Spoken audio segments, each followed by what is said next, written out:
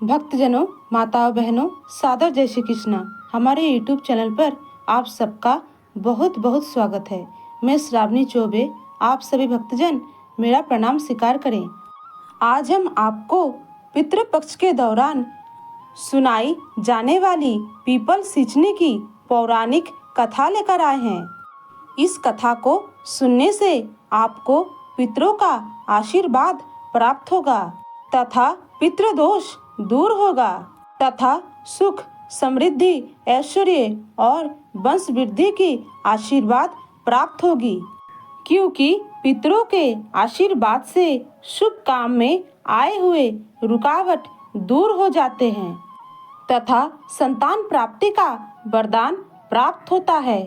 इसलिए हमारे सभी सनातनी भक्तजनों, माताओं, बहनों को चाहिए इस कहानी को अंत तक सुने और सुनने के बाद ज़्यादा से ज़्यादा लोगों को शेयर भी करें, जिससे आपके सभी रिश्तेदारों और परिजनों में इस कथा का प्रचार हो सके तथा उन्हें भी पितरों का आशीर्वाद प्राप्त हो सके और अगर उन पर पितृदोष हो तो दूर हो जाए।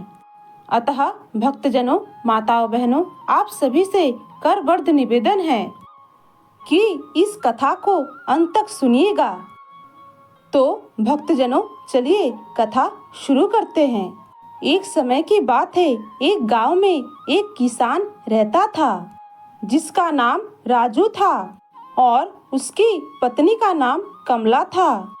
राजू खेती करके अपना घर चलाता था, वहीं कमला ने अपने घर पर मवेशी पाल रखे थे, जिससे दूध, दही, मक्खन का उत्पादन होता था।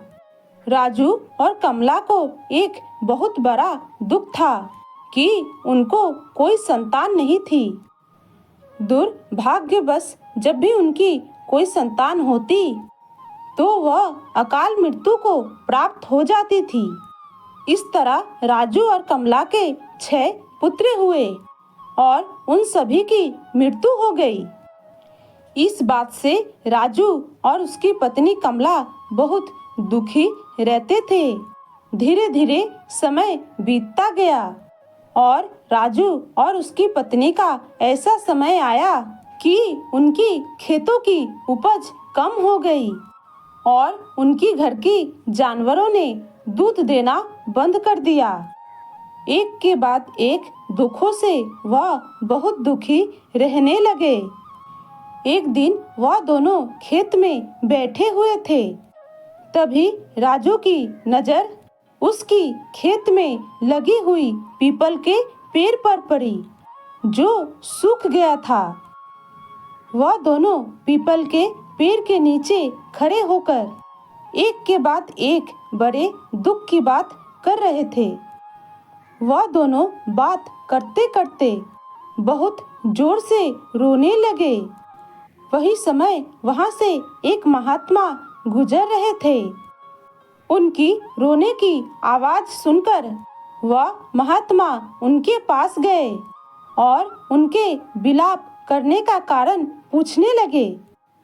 तब महात्मा को देखकर राजू और कमला हाथ जोड़कर खड़े हो गए और उन्हें प्रणाम करने लगे। तब महात्मा उनसे पूछते हैं कि तुम दोनों क्यों रो रहे हो? तब राजू बोला, हे महात्मा, हम दोनों बहुत समय से संतान का दुख झेल रहे हैं और अब ना तो जानवर दूध दे रहे हैं और ना तो हमारे खेतों में उपज बाकी रही। उन दोनों की यह दशा देखकर महात्मा बोले, तुम चिंता मत करो, यह सब ठीक हो जाएगा। तुम्हारे खेत में लगा यह पीपल का पेड़ तुम्हारे सारे दुखों को नाश करेगा। आज से रविवार का दिन छोड़कर बाकी 6 दिनों तक तुम इस पीपल के पेड़ को दूध और जल से सींचना और शाम के समय पीपल के पेड़ के नीचे दीपक लगाना और रविवार के दिन दूध मिश्रित जल सूर्य देव को अर्पित करना। ऐसा करने से तुम्हारे ऊपर आया संकट कट जाएगा। ऐसा कहकर वह महात्मा वहां से चले गए। राजू और उसकी पत्नी महात्मा के कहे अनुसार पीपल के पेड़ को सींचना शुरू कर दिया तथा शाम को पीपल के पेड़ के नीचे दीपक जलाने लगे। देखते ही देखते वह पीपल का पेड़ फिर से हरा भरा हो गया। खेतों में फसल लहराने लगी और राजू की पशुओं ने दूध देना शुरू कर दिया। 1 वर्ष के अंदर राजू के घर फिर से एक पुत्र ने जन्म लिया। अब राजू और उसकी पत्नी बहुत खुश थे और उनके जीवन में आए सारे कष्ट दूर हो गए थे। उनके घर में सुख समृद्धि तथा संतान का वास हो गया था। एक दिन राजू और उसकी पत्नी अपने खेत पर पीपल के पेड़ को सींच रहे थे तो उन्हें फिर से वह महात्मा के दर्शन हुए। वह अपने पुत्र सहित उन महात्मा को प्रणाम किया और कहने लगे, हे प्रभु, आपके आशीर्वाद से हमें संतान सुख और संपन्नता प्राप्त हुई है। तब वह महात्मा बोले, या मेरा आशीर्वाद नहीं, या तुम्हारा पितरों का आशीर्वाद है, जिनका दोष तुम्हें लगा था।